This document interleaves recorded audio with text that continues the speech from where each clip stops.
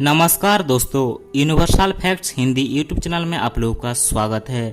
पिछले वीडियो में हमने जाना था कि पृथ्वी पर जीवन की शुरुआत हुई कैसे थी।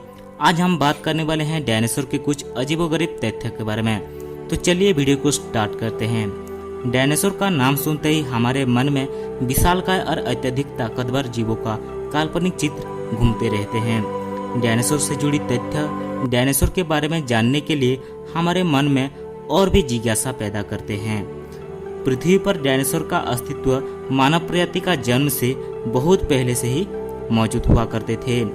ये विशालकाय जानवर बहुत लंबे समय तक जीवित रहे और अपनी हुकूमत हमारे पृथ्वी पर चलाते रहे। तो चलिए आज हम बात करते हैं डायनासोर के कुछ अजीबोगरीब और अनजाने फैक्ट्स के बारे में। तो चलिए वीडियो को स्टार्ट करते हैं। सन 1820 में जब वैज्ञानिकों को डायनासोर का जीवाश्म मिला था, तब वैज्ञानिकों ने इस जीवाश्म का नाम मेगालोसोर्स दिया था।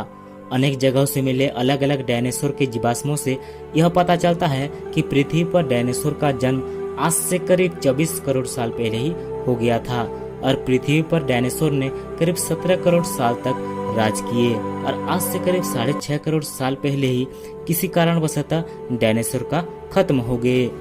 जिस कालखंड में डायनासोर पृथ्वी पर रहते थे, उस कालखंड को मेसोजिक काल कहा जाता है। ब्रिटिश के जाने माने जीव वैज्ञानिक सर रिचर्ड ओवेन ने सबसे पहले सन 1842 में डायनासोर शब्द का प्रयोग किया था। उन्होंने उस समय ज्ञात 3 सरीसृप समूहों मेगालोसोर्स, इग्वानाडन और हाइलासोर्स की अध्ययन किया और उन्होंने जाना कि इन तीनों समूहों में पाए जाने वाले जानवर लगभग एक समान विशेषताएं रखते हैं, जैसे कि अपने समय का सबसे बड़ा जानवर होना, जमीन पर रहना और अपने ही पैरों पर चलना। इस वजह से रिचर्ड ने इन सभी जीवों का एक कॉमन समूह बनाया, जिसे कि डायनासोर कहा गया। डायनासोर के बारे में पढ़ाई या रिसर्च करने वाले वैज्ञानिकों को पैलेंटोलॉजिस्ट कहा जाता है।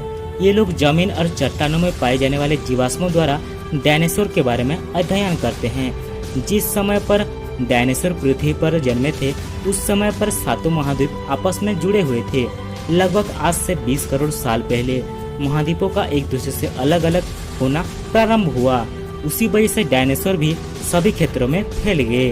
डायनासोर पृथ्वी के हर हिस्से में मौजूद थे, यहाँ तक कि अंटार्कटिका में भी वैज्ञानिकों को डायनासोर का जीवाश्म मिला है।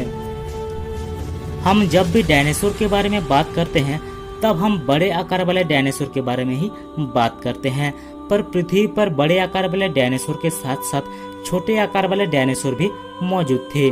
बड़े आकार वाले डायनासोर लंबे समय तक जिंदा रह पाए, जिसकी वजह से हम इंसानों को केवल बड़े आकार वाले डायनासोर के ही जीवाश्म मिले हैं। कुछ डायनासोर के जीवाश्मों से यह पता चलता है कि डायनासोर के पक्षियों की तरह ही पंख हुआ करते थे। ज्यादातर डायनासोर शाकाहारी थे, जो पेड़ पत्तों से ही अपना जीवन बिताया करते थे, पर कुछ डायनासोर बहुत ही खूंखार और मांसाहारी भी थे। वैज्ञानिकों के अनुसार डायनासोर की लगभग 2500 के आसपास अलग अलग प्रजाति मौजूद थी, पर वैज्ञानिकों के पास करीब 500 अलग अलग प्रजातियों के जीवाश्म मौजूद हैं। मांसाहारी डायनासोर को थेरोपोड कहा जाता है, जिसका मतलब होता है खूनी पंजों वाला राक्षस। मांसाहारी डायनासोर के पंजे तेज और नुकीले होते हैं, जबकि शाकाहारी डायनासोर के पंजे थेरोपोड के मुकाबले थोड़ा कम खतरनाक होते हैं।